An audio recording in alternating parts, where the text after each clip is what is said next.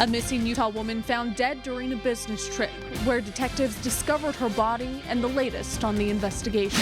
A house fire behind me turned into a homicide investigation. We'll tell you what police are saying next. Kilo 3, you were partially 10 when I copied you arrived at the cabin. He was stranded in the Alaskan wilderness for weeks, but survived. Hear what this local man had to do to make it through the elements all alone. Still holding on to a winter weather advisory. How much snow will you wake up to tomorrow? I'll let you know. Our top story tonight is the snow that's continuing to come down across that Wasatch Front. This is a live look from one of UDOT's cameras, Little Cottonwood Canyon. You can see the road, well, you can't really see the road actually, just covered in snow. Cars thankfully taking it pretty slow. Our First Alert weather team, of course, has got you covered. Sydney Glenn in the Fox 13 Nissan Weather Beast tonight, getting a live look at the roads in real time. But we'll start this evening with meteorologist Breck Bolton with the First Alert forecast. Breck, how much more snow are we going to see? Well, the snow that we've been seeing today impacting both the valleys and the mountains. Giving you an update with snow totals just here over the past 12 hours. Huntsville coming in at 4 inches. Most valley locations along the Wasatch Front, especially near the benches, 1 to 4 inches there. Alta picking up 10 inches. And yes, it does continue to fall. Where the focus has been mainly across the mountains and the higher terrain right now, but also towards southern Utah, we've been seeing some light snow showers along I-15 between Beaver and Cedar City, moving eastward, now impacting areas such as Panguitch throughout Bryce Canyon. Across northern Utah earlier on, the showers continuing throughout the afternoon into early evening hours. Currently, though, the focus still across the mountains, traveling through the Cottonwood Canyons. Also portions of Parley's, Ogden, Weber Canyon, Sardine Canyon, seeing that snow falling. So that's definitely in the overnight hours. One travel concern will, if you have to do any traveling through the canyons, that's definitely going to be providing for some slushy roads. We still have this cool northwesterly flow and still some moisture out there. Even though we're seeing those snow showers winding down throughout the valleys currently. But take a look at your hour-by-hour forecast, where as we move past midnight, the snow showers start picking up once again as they'll linger on throughout the early morning hours up until 8 o'clock, 9 o'clock, as we'll be looking at that impact for the valleys and once again for the canyons as well. How much snow are we expecting, and how long does this snow last? We're going to answer that coming up in just a few minutes. Thanks, Breck. We'll see you soon. As for now, let's check in with Fox 13 Sydney Glenn. Hi, Sydney. She's out there live in the Fox 13 Nissan Weather Beast. Sydney, where are you at, and how's it looking out there? Hey there, yeah, we are in Parley's Canyon right now. For the most part, not looking too bad. We just saw 3 snow plows making their way in the area though, so that's always good news. The road's not looking horrible, but also not looking great. You can still see some of that snow on there. Everybody asked to take it slow, and for the most part, we're seeing that. Westbound, we're seeing a little more traffic than here eastbound. Not that many people out on the roads, which is really good news, of course, because you don't know what there is after lots of snow that we saw today, plus black ice, slick conditions. You need to be careful out here. Lots of snow plows trying to make sure the roads stay safe for you. Of course, we're going to check back in with you a little bit later as we continue to head through Parley's Canyon. For now, live in the Nissan Weather Beast, Sydney Glenn, Fox 13 News, Utah. A tragic update now to a story we brought you last night. A holiday woman who vanished in Fort Lauderdale, Florida this week was found dead this afternoon. Divers found 37-year-old Kelly Glover's body in the water near the Westin Fort Lauderdale where she was staying. Family, friends, and volunteers organized a search party today. Kelly's husband, Adam, says his wife was last seen leaving her hotel room around 2 a.m. Thursday with no shoes on, just socks, a white shawl, and a bottle of water. We spoke with Adam yesterday as he prayed for her safe return. She's just got a sweet spirit, and she's a very, very sweet girl, and you know, she's got a big heart. She's a good person and an amazing wife, and she was my best friend. Kelly's family says funeral services will be here in Salt Lake City, but they don't know when and where it will take place yet. Fort Lauderdale police say they do not expect, or rather suspect, foul play, but this is still under investigation. The cause of death will be released by the medical examiner's office. Salt Lake City police say a man found dead after a house fire Friday morning was stabbed by his grandson, who admitted to setting the fire to cover his tracks. Tonight, that grandson is being held in the Salt Lake County Jail. Fox 15's Spencer Joseph has the latest on this investigation. Saturday morning, crews were working to board up the home of 74-year-old John Peel, a victim in what police are now calling a homicide. Salt Lake City police also say they've arrested 28-year-old Maxwell Wolcott, the victim's grandson. Police telling Fox 13 he confessed to his grandfather's murder. We took over the investigation because it looked suspicious at that time. Our investigation progressed, and we made an arrest in that what turned out to be a homicide. Police believe that Wolcott stabbed his grandfather and then returned later, pouring lighter fluid on his grandfather. Came back, set the fire in hopes of covering up that homicide. Fire crews responded to the home Friday morning and quickly put out the flames. It's because of their efforts preserving the evidence for police to be able to investigate. A very strong possibility that if they had not really actively attacked that fire, that it may have gone undiscovered. The Salt Lake City Police Department is saying they're still piecing things together, noting that more information will come out as their investigation furthers. Police have charged Wolcott with a number of things, including murder as well as improper treatment of a dead human body, as well as aggravated arson. In Salt Lake City, Spencer Joseph, Fox 13 News, Utah. A man from Utah is lucky to be alive after surviving more than 3 weeks in the Alaskan wilderness all by himself. 30-year-old Tyson Steele's cabin burned to the ground last month, losing almost everything. He ended up eating off of a month worth of food in a makeshift shelter until Alaska State Troopers saw this and rescued him. I was grateful that all my bullets blew up, because that could have been a temptation to be like, I'm not gonna make it. I put myself out, right? That's it's a very real thought that crept up. In a statement to Alaska State Troopers, Steele said that he would be returning home to his family here in Salt Lake City. He says he doesn't consider himself an outdoorsman, but his upbringing and hobbies gave him some valuable and clearly life-saving experience. DNA has been used to solve crimes across the country for decades, but getting a suspect's DNA can be a problem for investigators. And now crime labs in Arizona are taking DNA matching to a whole nother level, solving crimes in Arizona and here in Utah. Investigators have been using something called familial DNA matching. That involves processing unmatched DNA and comparing it to DNA samples of felons in its system to find a potential relative. It's been getting results. Just last week, after nearly 2 decades, 58-year-old David Slade was arrested for sexual assaults in Utah and Arizona. I think when DNA first was in its infancy, you needed like a quarter size, and now it's less than a pin drop. Arizona and Utah are among 12 states to solve cold cases using this DNA matching. Still to come, joining the fight against Utah's food tax, which grocery store is collecting signatures for referendum. And braving the cold temperatures for a good cause. A look at those taking the plunge to raise funds. Sunday on Fox. Let's go! It's a showdown between 2 of the game's best. Russell Wilson leads the Seahawks against Aaron Rodgers and the Packers.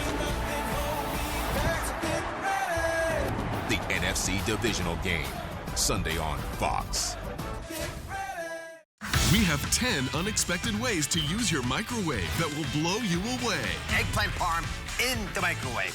Monday to 2 on Fox 13. Come into Arctic Circle and get a famous Arctic Circle double cheeseburger combo for just $3.99. As always, made with 100% Black Angus beef. This is a limited time offer, so come in today. Arctic Circle, where the good stuff is. Hot Tubs. Hot Tubs. Hot Tubs. Major manufacturers and warehouses clearance of new 2020 inventory. Today and tomorrow. Mountain America Expo Center, Sandy. Over 100 hot tubs on display and everything must go. New 2020 inventory. Hot tubs starting at $29.95. All inventory 40 to 80% off. Come see the revolutionary swim spa in action and save up to 60%. Trade-ins welcome. Free delivery. We'll even haul away your old hot tub. Worry-free installation. 18-month interest-free financing. Millions of dollars of inventory must be sold. Mountain America Expo Center, Sandy. Free admission. Free parking. Call 1-888-SPA-SALE. The Turkey Del Taco is back, made with fresh, hand-grated ingredients, double the great tasting seasoned turkey, and 40% less fat. Now get 2 for just $3. The Turkey Del Taco. One more way to eat well with Del. Those pre-existing conditions are protected. A broken promise. Trump repeatedly tried to undermine coverage for 134 million Americans with pre-existing conditions. He just doesn't care if you have a pre-existing condition. He wants to deny you access to coverage. If he is reelected, he'll keep trying to do that. And I think we can't let that happen. As president, Mike will lower costs and protect Americans with pre-existing conditions. I'm Mike Bloomberg, and I approve this message. Gordon faces his biggest nightmare yet. I'm here to turn this place around, with or without him. Disgusting. All new 24 Hours, Tuesday on Fox. Live from Fox 13 Studios, this is Fox 13 News at 9. Welcome back. One of the state's biggest grocery store chains is joining the fight against Utah's food tax. Harmons is allowing volunteers to collect signatures for a referendum of the tax bill recently passed by the state legislature. Fox 13's John Franke went to the City Creek Harmons where people lined up to have their say. This is one of the 50 petition packets volunteers are trying to get filled here at Harmons. This, of course, is against the sales tax on groceries. Volunteers have an uphill climb. They're racing against the clock to get the signatures they need to get on the ballot. Would you like to sign the petition, sir? And I just need to see photo ID. These Harmons customers are taking a break from their weekend grocery shopping. Please print your name here. One by one. Date is the 11th. I had to drive all the way from Davis County to here to sign it. And sir, thank you for coming all the way. You bet. They're signing their names supporting the tax referendum. Tell it to your university people. Tell them to get down. Find the places where they can sign the petitions. Thank you, sir. Each signature is like a grain of sand. Volunteers need enough for a beach. This is all the ways they're going to tax you. Well, we need to get just over 115,000 signatures equally distributed amongst at least 15 of the 29 counties. Kyle Green is leading the volunteers at the City Creek Harmons. If the group collects those signatures by the deadline, the tax law will be challenged on the November ballot. We're being very thorough in our process. With so many signatures needed, Kyle showed us how each one is verified on the spot. I just scan the back of the driver's license. And it will pull up the voter registrations. It's a step volunteers hope will prevent any surprises when everything's counted. Their goal is to allow voters to decide if this tax bill should stay. This is a nonpartisan movement. We have everybody from Democrats to Republicans, Libertarians. While the bill offers an income tax cut, it raises the tax on groceries, gas, and services. It doesn't do anything for 99% of us. Paul Engberson signed the petition. I feel like this is very wrong. He feels this tax law goes too far. I like food with my meals, so being able to afford food, to tax that, I think we're going the wrong direction. Volunteers have until next Tuesday to submit the required signatures. It's just going to take everybody coming together. They're ready for the long days ahead for this cause they feel impacts everyone in the state. It's going to hurt them in their day-to-day lives. Legislators who support the tax say it does have its benefits. Now, these petition tables will be here at Harmons through January 21st. In Salt Lake City, John Franke, Fox 13 News, Utah. One of Utah's largest education groups is jumping into the referendum over the legislature's tax bill. Utah PTA says it supports efforts to undo the legislature's massive tax overhaul. In a statement this morning, the group says the bill is a threat to the long-term funding of education in Utah. The group says they're also opposed to the food tax increase and the trickle-down effect it will have on Utah families. Food impacts every day. It's a day-to-day choice, and it's not one check isn't going to help those families in need. Plus, anytime we offer credits, anytime we offer rebates, any of that comes from the income tax, which is what funds our education. As John mentioned, referendum backers have to get 116,000 signatures by January 21st. And staying on politics, let's talk about the Utah governor's race. A lot of money has come in so far for everyone's campaign. Take a look at your screen right now. Here's what the Republican candidates have reported when it comes to their contributions. Just last year, Provo businessman Jeff Birmingham is in the lead with $1.5 million, while some candidates have only raised a few $100,000. If you do want to read this whole story and get a real breakdown of how much people are getting and where they're getting it from, check out fox13now.com. Well, outdoor swimming isn't something most people, I know I'm not, but definitely. that you're thinking about here in Utah right now. But some in North Ogden braved those elements to do just that for a good cause today. Check it out. 1, 2, 3. This is the Special Olympics Utah's Polar Plunge at the North Shore Aquatic Center this morning. Now, the money raised today stays right here in the state of Utah, so Special Olympic athletes and their families can participate for free. Really large group. We had athletes, we had kids, we had our official sponsor, Povance Orthodontics, and they were great, showed up. We could plunge in the water, kind of raise some awareness about Special Olympics and what we do. Special Olympics Utah is scheduled to hold another polar plunge in Salt Lake 2 weeks from today. You know what that water was not? Warm. It was not a hot tub. That was a outdoor swimming pool. Oh, and my goodness. temperatures must have been very cool, if not cold, for those taking the plunge today. Temperatures barely above freezing, most of the day below freezing. Of course, we've been experiencing the snow all across northern Utah. Another batch of snow expected here in the overnight hours. We keep it going where, as we look at the official high today in Salt Lake City, 37 degrees. And as we show you that view from our Tribune camera, there's a little dusting on the roads where slick conditions here tonight. And we are expecting to find temperatures dropping below freezing. So as roads are wet, it will freeze over. Icy conditions expected tomorrow, so that's definitely something to be concerned with as we look at your morning travels. Across northern Utah, as we look at your temperatures, we're in the 30s from Ogden, Bountiful, Salt Lake City, upper 20s in Lehi, currently 24 degrees in Park City, mid-20s in Morgan. Eastern Utah, already down into the teens. Vernal Price right now, 25 degrees in Green River, upper 20s in Cedar City, mid-30s in St. George. We show you the satellite radar imagery. Now, we've been beginning to see some light snow showers making their move across southwestern Utah. Now, it's north of the Dix area, just east of Cedar City, Panguitch, Bryce Canyon, potentially Escalante. Could see a little bit of activity here over the next hour or two. The focus has been across portions of northern Utah, both the valleys and the mountains. Notice, though, from radar, showers beginning to wind down. Mountains still finding some lingering light snow showers. That'll be a possibility throughout the evening. Valleys are getting a little bit of a break, but it's just a short break as we'll kick in the showers once again overnight and waking up potentially with some light snow showers along the Wasatch Front. So traveling tomorrow, the biggest concern will be for the canyons.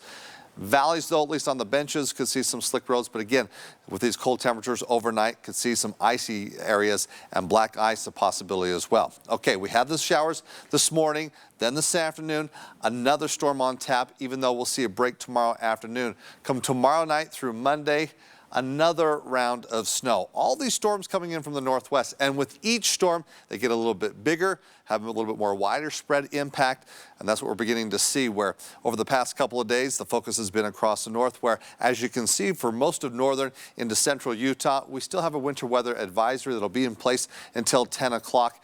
Snow accumulations, the biggest focus will be across the mountains, where, as we look at this wave, 8 to 16 inches is a possibility. I showed you earlier on in the newscast, already in Alta, 10 inches. Some of the Wasatch Mountain valleys already between 2 to 4 inches. We can see an additional 1 to 4 inches for the Wasatch back. Now for the northern valleys, we're looking at 2 to 3 inches, particularly as we go from Logan down through Ogden, Wasatch Front. For the central and southern end of the Wasatch Front, maybe potentially another 1 to 2 inches. So for some of us, as you move further eastward, a little bit higher in elevation, we could be doing some shoveling come tomorrow morning, as you probably have already been doing a little bit here this evening as well. Now overnight, temperatures again below freezing. So as we do have wet roads, slushy at times, freezes over. Slick spots for sure. Across northern Utah, we'll see those overnight lows dip down into the 20s. Teens in Logan, single digits in Evanston, cold temperatures in Vernal. Now that possibility of snow across northern Utah, we get kind of a resurgence here in the overnight hours. Southwestern Utah, you're seeing the snow right now. It tapers off, should be out of there by the morning, as we'll be hanging on to some clouds in your forecast for tomorrow for central and southern Utah. But the snow morning mainly across the north, upwards towards southwest Wyoming. As you can see, tomorrow's highs very similar to what we found today. Mid to upper 30s from Ogden down through Provo, 20s in Logan, low 20s in Vernal, mid 20s in Price. But we're looking, again, a series of storms thereafter. So take a look at your 7-day forecast for St. George. As you've been avoiding the storms, You'll avoid it for a few more days and a slight warming trend, upper 40s to low 50s. Then a chance of rain on Thursday, so 1 out of 7 looks to be wet. Northern Utah, how about 1 out of 7 looks to be dry. The snow tomorrow morning, then we see some snow on Monday and Tuesday. Now that storm, bigger, more snow expected, so the valleys with the better possibility of some accumulations and doing some shoveling, especially as we move into Monday night, Tuesday morning. Break on Wednesday, then another storm Thursday and Friday. We'll keep temperatures close to where they should be for this time of year, maybe a little bit cooler heading into the weekend, but wow. I don't think you went 20 seconds without saying the word snow, which is not really good news for me. You went skiing. I did. You loved it. I did go skiing. It was fine for all three of us, I And think. I think a lot of Utahns can agree. We like it up in the mountains, but not here on the roads. But we get a little bit. We have to take a little bit of But you know, that much snow. You know what we have to say? We need it because we need the moisture. We do. And we're getting it. Yes, so that is the upside. Thanks, Brad. Still to come, tragedy hits the Hogle Zoo. We talk with zookeepers following the unexpected loss of one of their most popular and beloved animals. At Speedway, we're always looking out for you. That's why we invest in industry-leading technology like our fast and secure pumps. Equipped with state-of-the-art card readers, with the latest advances in credit card security to keep your information safe at thousands of Speedway locations. Which means when you fill up here, you know Speedway's got your back. So you can get what you need and get on your way. Official fuel of IndyCar.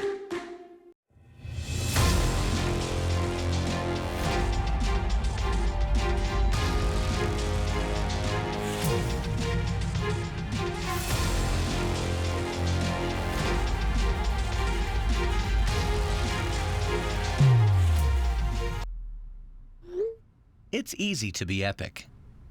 It's no sweat to save hundreds of dollars a year in fuel and maintenance while making the air epically cleaner for everyone. Meet Henry. He brushes each morning for 117 seconds. He makes pancakes with a recipe that won 3rd place at the county fair. At 12:30 p.m. each day, he sends the same text message. He listens to his kids talk about their thoughts and feelings, and he participates in their many interests. Henry is an ordinary parent, but he's extraordinary at keeping his kids alcohol-free. Learn how staying close to your kids can prevent underage drinking.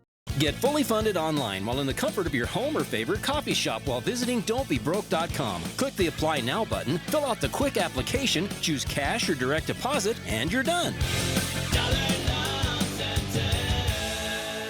Pompeii, the exhibition, one of the world's most popular exhibits, is now open at the Leonardo. See artifacts and body casts of the people of Pompeii frozen in time. For a limited time, get a child admission for only $13 with a discount code FOX1320. On the next Modern Family. One of the smoke alarms is chirping. I'm trying to figure out which one it is so I can change the battery. Where there's smoke, there's fire for Phil. Is that your college cheerleading baton? Oh! Guess that one won't be chirping anymore, will it? Modern Family. Monday at 6:30 on Fox 13. From the creators of 911 comes a new series. 911 Lone Star, January 19th on Fox. This is Fox 13 News. Utah's Hogle Zoo lost one of its longtime residents this week. And now the staff of the zoo hopes to help everyone remember what a great giraffe Pogo was. Here's Fox 13's Erin Cox. It's a really sad day up here at the zoo, and we lost our sweet giraffe, Pogo. Pogo, the giraffe, died unexpectedly from an illness on Monday afternoon. The 17-year-old Rothschild giraffe had been at Utah's Hogle Zoo since 2005.